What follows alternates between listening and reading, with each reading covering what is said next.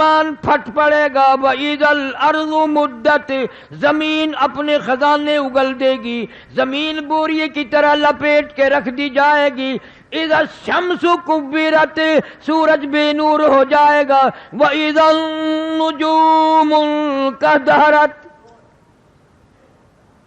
یہ ستارے ٹوٹ کر دھڑام دھڑام سے زمین پہ گر پڑیں گے، وَإِذَا الْجِبَالُ سُيِّرَتْ یہ پہاڑ کپاس کے گالوں کی طرح ہوا میں اڑتے پھریں گے، وَتَكُونُ الْجِبَالُ كَالْعِهْنِ الْمَنْفُوشِ اتنے وزنی پہاڑ کپاس کی طرح ہوا میں اڑ جائیں گے، کوئی کسی کا پرسان حال نہ ہوگا۔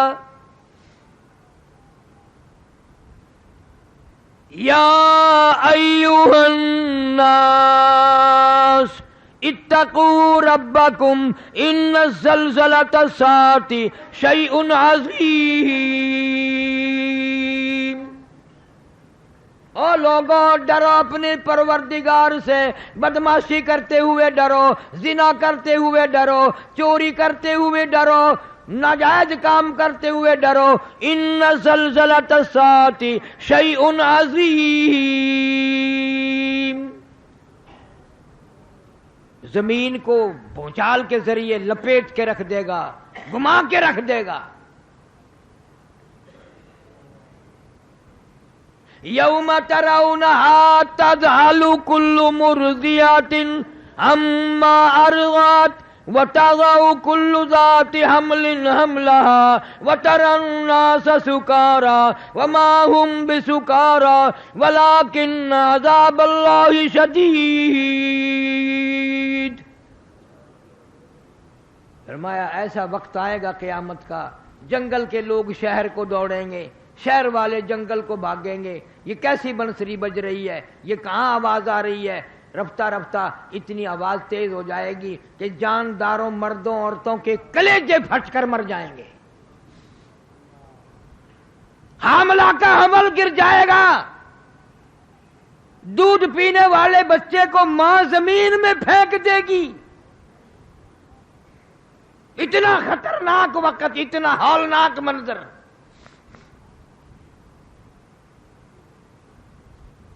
ہر آدمی اپنے اپنے پسینے میں غرق ہوگا، ہر آدمی اپنے اپنے گناہوں کی وجہ سے اپنے اپنے عذاب میں گرفتار ہوگا۔ فرمایا یوم یفر المرء من اخیہ وامہ وابیہ وصاحبتہ وبنیہ۔ اما ابا بیوی اولاد کوئی بھی کسی کے کام نہیں آئے گا، ہر آدمی اپنی میں گرفتار ہے۔ آخری وقت آ جاتا ہے آدمی کا، کوئی بھی ساتھ نہیں دیتا، کوئی بھی مشکل وقت میں ساتھ دی، نہ پیوت، نہ اپنا، نہ پرایا، نہ دوست، نہ احباب، کوئی نہیں۔ ارشاد فرمایا جب آخری وقت آتا ہے اس طریقے سے سانس گھسٹ کے آتا جیسے سینکڑوں ڈنگریوں کے اوپر سے گھسٹ کے آ رہا ہو، کا خاردار جھاڑ پہ سے گزر کے آ رہا ہو۔ ارشاد فرمایا محمد کریم صلی اللہ علیہ وسلم نے، او لوگوں موت کے وقت سے پناہ مانگو، اتنا شدید جھٹکا لگتا ہے جیسے ہزاروں چھرے یکدم چلا دیے گئے ہوں۔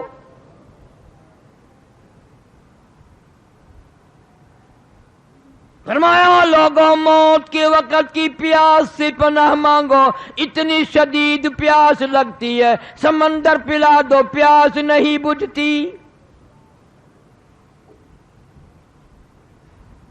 اس تلخی سے پناہ مانگو جو موت کے وقت تلخی منہ میں آئے گی۔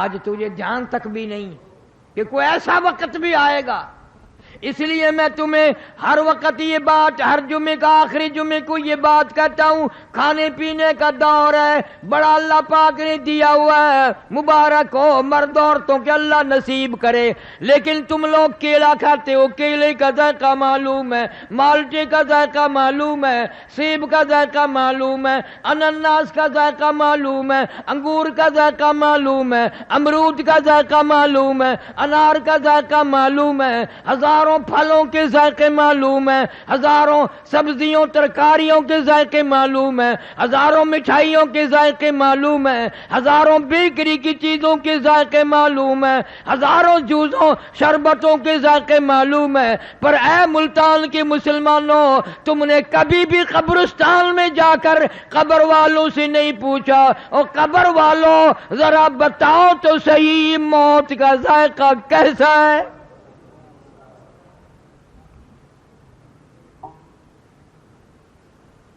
تیرے منہ میں ابھی آیا نہیں اور انہوں نے تجھے بتایا نہیں، تجھے کیا معلوم کیا بنتی ہے؟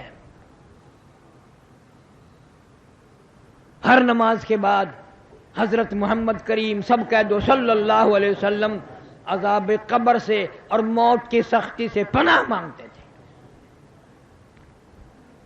تو مال مانگتا ہے، تو دولت مانگتا ہے، تو کوٹھی بنگلہ مانگتا ہے، موت کی آسانی نہیں مانگتا، اس لیے تجھے پتہ نہیں بنے گی کیا۔ آج تیری ایک انگلی پکڑ کر اگر کوئی مروڑ دے، کتنا درد ہوگا، کتنی تکلیف ہوگی، کتنی پیڑ ہوگی، کتنی پریشانی ہوگی۔ تو نے کبھی یاد نہ کیا 360 رگیں ٹوٹیں گی کڑا کڑا کر کے، آدھا ٹوٹیں گے، کیا بنے گی؟ رگیں توڑ کے رکھ دی جاتی ہیں۔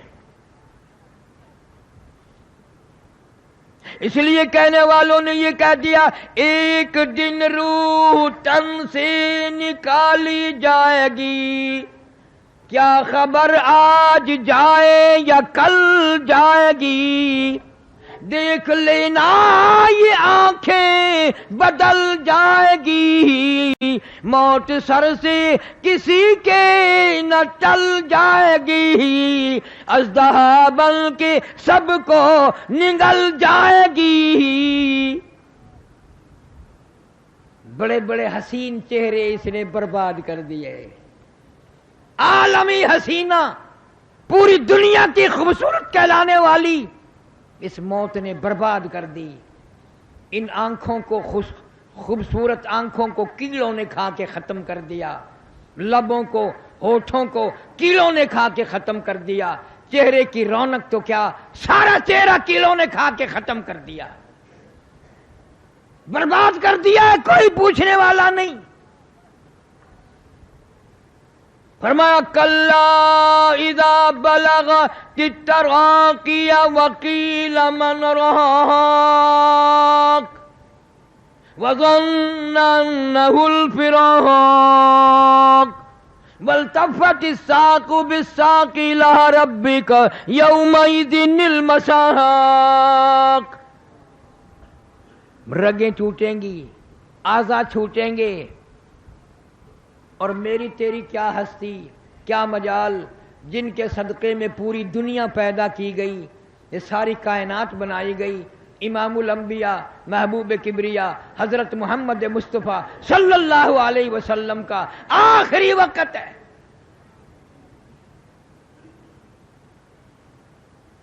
سیدہ فاطمہ الزہرا رضی اللہ تعالی عنہ پاس بیٹھی ہیں، اما عائشہ صدیقہ رضی اللہ تعالی عنہ پاس بیٹھی ہیں، کبھی ہوش آتا ہے پھر بے ہوش ہی ہو جاتی ہے۔ پریشان ہے صحابہ کرام، دیوانے پروانے مستانے پریشان ہیں۔ دروازے پہ سے آواز آئی ہل ادخلوک فی البیت، کیا میں گھر میں داخل ہو سکتا ہوں؟ گھر والوں اجازت دو میں آ سکتا ہوں؟ سیدہ فاطمہ الزہرا رضی اللہ تعالیٰ عنہ پریشان ہے، ابا کی وجہ سے بڑی پریشان ہے، ازردہ ہے، حیران ہے۔ یوں آواز لگا دی اور دیہاتی کنوار کہیں کہ پاگل کہیں کہ تجھے اجازتوں کی پڑی ہے، میرے ابا بے ہوش ہیں۔ حضور کریم صلی اللہ علیہ وسلم نے سن لیا، اور یہ بات سن لی کہ جب انہوں نے کہا فاطمہ غصے میں آ کر یوں کہہ اٹھی اور تجھے آواز اجازتوں کی پڑی ہے، تو کوئی پاگل ہے، کوئی دیہاتی ہے، تمہیں کیا معلوم ہے ہم کس مصیبت میں گرفتار ہیں؟ امام الانبیاء صلی اللہ علیہ وسلم نے لخت جگر بیٹی کے سینے پہ ہاتھ رحمت والا رکھا، فرمایا بیٹی کس کو دیہاتی کہتی ہو، کس کو پاگل کہہ رہی ہو؟ یہ تو وہ ہے جو بچوں کو لاوارث بنا دیں، یتیم کر دیں، عورتوں کا بنا بنایا پیار اجاڑ دیں، سہاگ اجاڑ دیں، بنگلے اجاڑ دیں، کوٹھیاں برباد کر دیں، ملک ویران کر دیں۔ یہ تو ملک الموت ہے، اس نے تو کبھی کسی سے اجازت لی نہیں، یہ تو تیرے ابا کا مقام ہے جو آج اجازت مانگ رہا ہے۔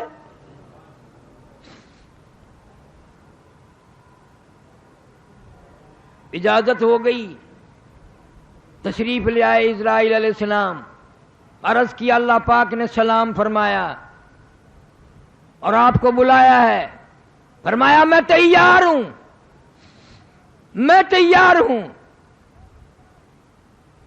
ابن شام لکھتا ہے روح مبارک قبض کرتے کرتے جب گھٹنوں کے قریب پہنچا تو محمد صلی اللہ علیہ وسلم نے فرمایا اسرائیل تکلیف ہو رہی ہے، وجاءت سکرۃ الموت بالحق ذالک ما کنت منہ تحید۔ قرآن کہتا ہے موت کی سختی حق ہے، مگر میرے تیرے دل میں آیا کبھی نہیں کہ اس وقت رگیں کھینچیں گی کیا حال بنے گا۔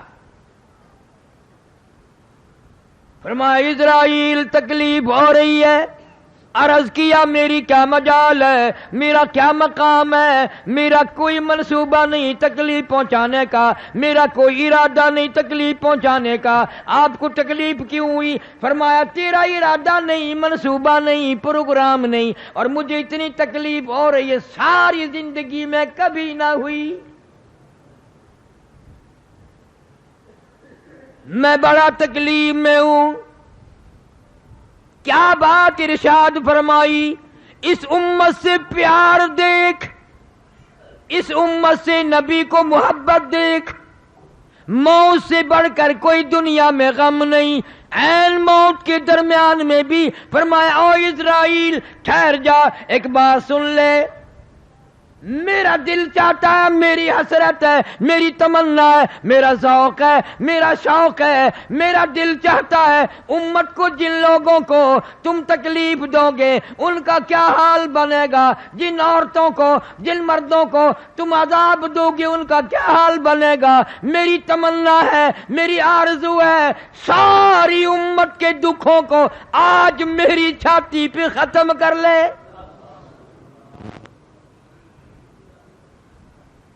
نبی کی وفا دیکھ، اپنی جفا دیکھ، بغیرت تجھے کبھی شرم نہ آئی؟ تو نے شیشے میں منہ دیکھ کر کبھی یہ فیصلہ نہ کیا میری شکل یہودی کے مطابق ہے، عیسائیوں کے مطابق ہے، یا میرے محمد کریم صلی اللہ علیہ وسلم کی شکل مبارک کے مطابق ہے؟ 1,39,000 صحابہ کرام نے نبی والی شکل بنائی، قطبوں ابدالوں نے نبی والی شکل بنائی، غوثوں نے نبی والی شکل بنائی، اور تیرا یہ حال ہے کہ اگر دوپٹہ سر پہ ڈال دیا جائے تو پتہ ہی نہیں چلتا عورت ہے یا مرد ہے۔